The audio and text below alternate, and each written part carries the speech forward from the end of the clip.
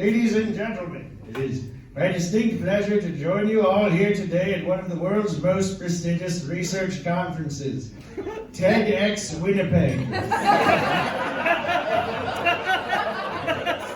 I have been longing for this day for quite a while. The Winnipeg Airport Marriott is as glamorous as it has been in my dreams. That is why it was a shame that they were double booked this weekend, but a sincere thank you to Temple Shalom for the last minute accommodations. I have the honor of introducing myself as Winston Witherby Phillips, one of the world's most premier authorities on ghosts and the paranormal. Among my credentials are an undergraduate degree in creeping from ITT Tech, a master's in spookiness from Harvard University, and a 3-time winner of the International Ghost Hunter Society's Best Ass Award. I apologize, ladies and gentlemen. Before I continue, I'm obligated by law to clarify that I just said Harvard University with an F. Not Harvard University, with a V.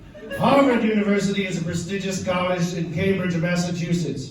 Harvard University is run by a man named Butch in Scottsdale, Arizona. Harvard University again implores me to clarify that they do not have a master's program called spookiness. They have sued me 11 times. Now, over the years, I have gained worldwide renown in my field. In fact, several popular movies are based on my exploits, including A Haunting in Connecticut and Boo, A Medea Halloween. Today, I live in quiet solitude in Boone Lighthouse off the coast of Maine, one of the most haunted destinations in all of North America. It is an excellent place for research, but oh, how the spirits there bid me gone. In my sleep I hear them. Get out, they say. Leave. And, sir, this is a museum. You can't live here. Now, while the other presenters at this TEDx conference have shared with you a wealth of knowledge, inspirational stories, and advice, with a personal nod to the presentation, Dating in Your 80s, How I Escaped Common Pitfalls and a Lover Dying on Top of Me. I will be using that one for sure. But I shall be sharing tales of a more unsettling kind. Before I delve into the subject of my research, that vast, endless mystery that we refer to as the paranormal, I'd like to share one of my favorite passages on the matter.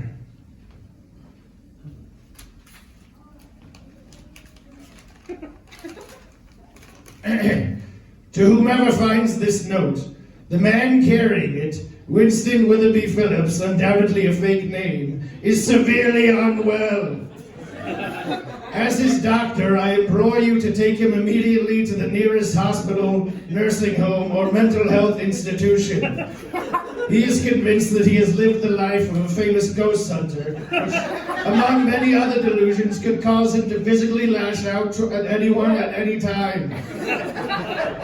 In addition to the attention that this alarming mental illness demands, his kidneys are also swollen to the size of grapefruits, and I fear that the next time he relieves himself, he will collapse in immediate fatal agony.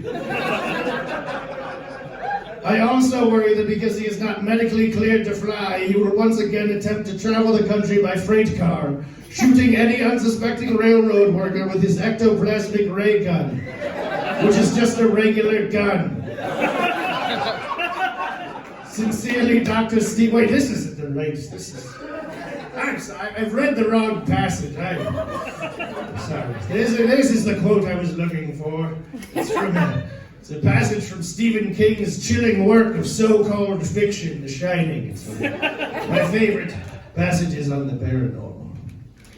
If you're seeing things running through your head, an invisible man sleeping in your bed, if you're all alone, pick up the phone and call Ghostbusters.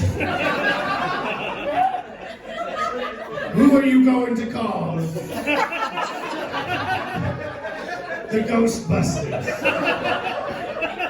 If you've had a dose of a freaky ghost, you'd better call the Ghostbusters. Let me tell you something. Busting makes me feel good.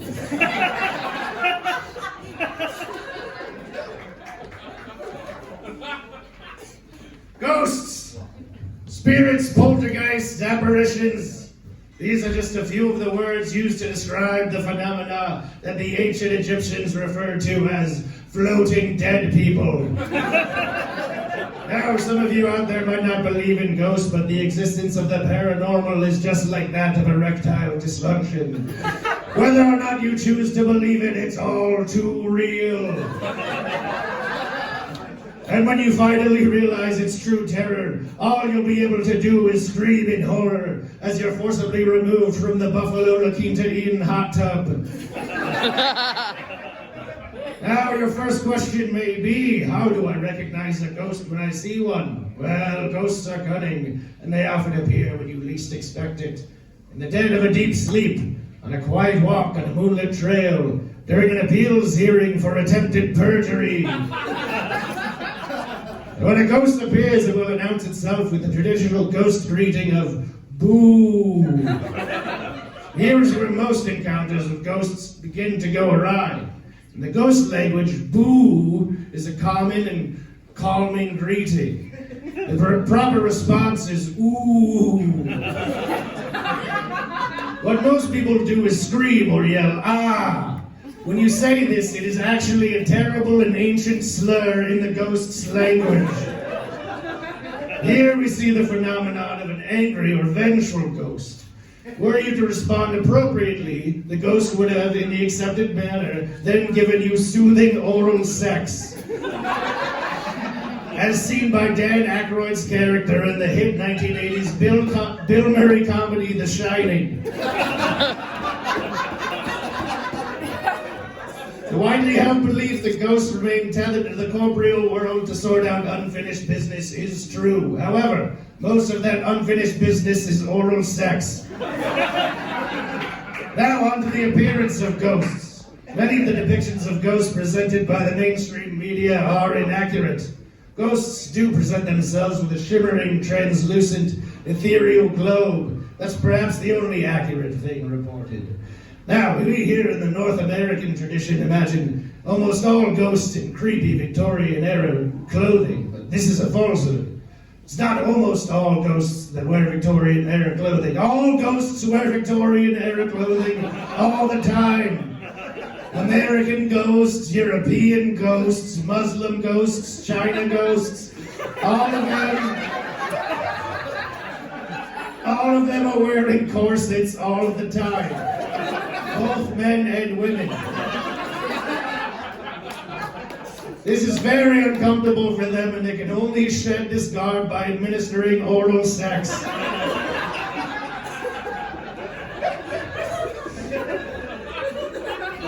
Secondly, most depictions of ghosts show them effortlessly floating, as if in the mist. This, too, is untrue. Ghosts do have the ability to float, but they do it through the use of high-tech ectoplasmic jetpacks that are assigned at death by David Bowie. It is his eternal task. Before him, it was Mussolini. I don't know why it's those two people. Don't read into it.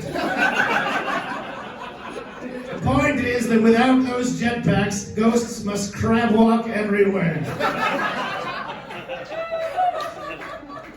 Thirdly, many people depict ghosts as near carbon copies of their earthly forms, but this is not the case.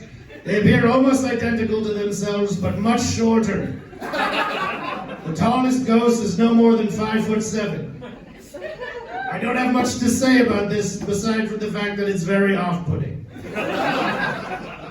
Now, what then to do if you encounter a ghost that means you harm? Well, if you're an expert ghost hunter like me, you'll have handy your Glock 9mm ectoplasmic ray gun.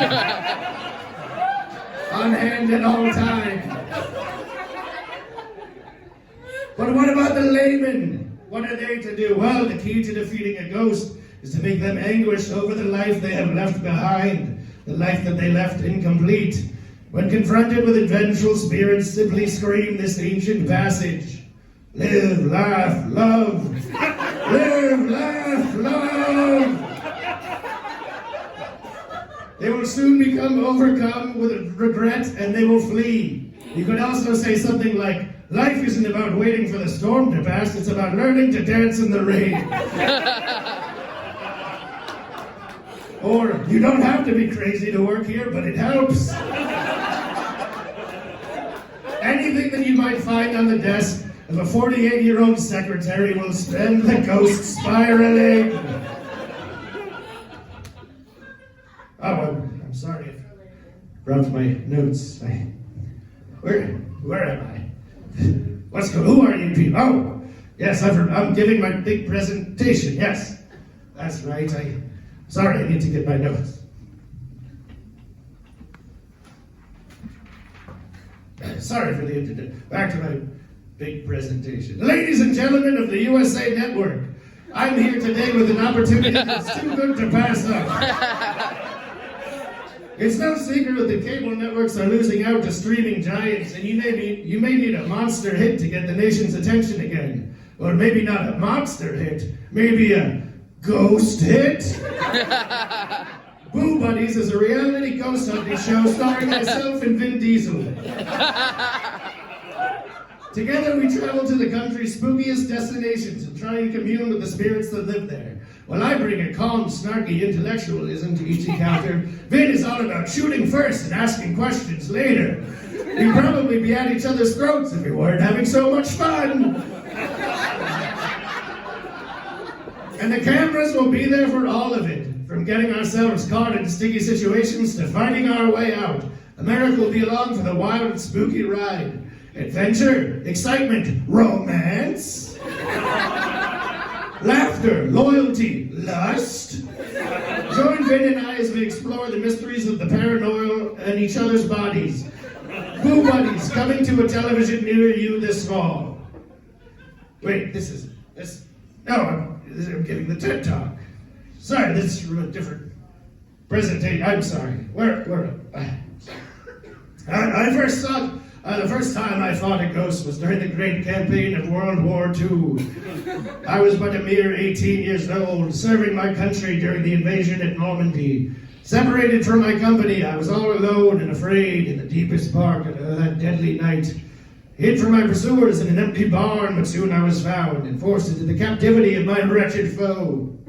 Horrible things they said to me. They called me Nazi scum, damn kraut, Hitler lover.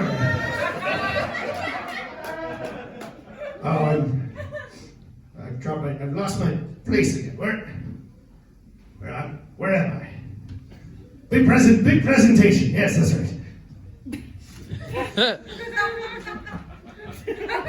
Hello, sharks.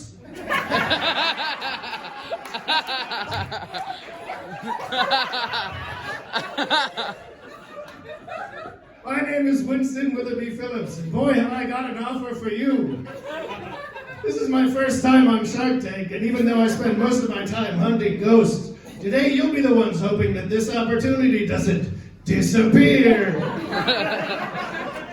How many times have you been in this situation? You're trying to get a quiet afternoon nap on top of the lighthouse that you live in illegally. When suddenly the seagulls that roost atop it decide to mate with your face. If you're like me, it's too many to count. Well, you're in luck. With my anti-seagull ectoplasmic ray gun, your pest problem is no more. Simply point and shoot, and you'll be enjoying a nice, relaxing rest in the sun. I'm seeking $68 million for a 1% stake in my company. Act now, or this decision may come back to haunt you. Wait, that's not right either. In conclusion, the marriage of a mortal man and ghost woman should not only be accepted by the Maine state government, but it should be encouraged as a step towards a more diverse future. My fiance and I thank you for your time and wish you a happy Yuletide. Thank you very much.